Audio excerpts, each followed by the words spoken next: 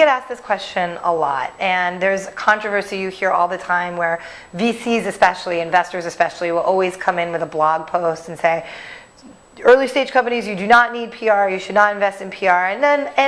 And people always come to me and say, Brooke, can you believe this is happening? And I say, actually, I agree with them. And for the most part, I agree with a lot of what the investors who talk about that say, primarily because I think early stage companies, that's like certainly institutional round, sometimes even pre-angel, when they come talking to us, I say you need to focus on the product and really, really build the product. And then when you come out, here are the tips and tools for which you need to sort of come out on your own.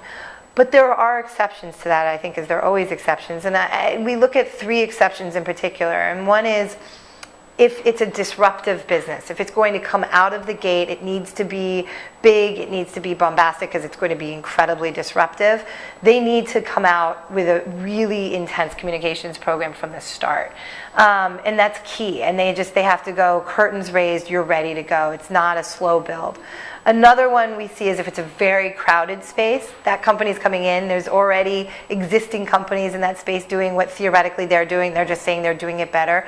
You need to, unless you happen to have a founder that is incredibly good at communicating that message, which generally isn't the case early on, though again there are exceptions to that, we see that they need to have somebody who can really get them above the fray, get them out of the category that's crowded and sort of atop of that. And the third is a legacy CEO.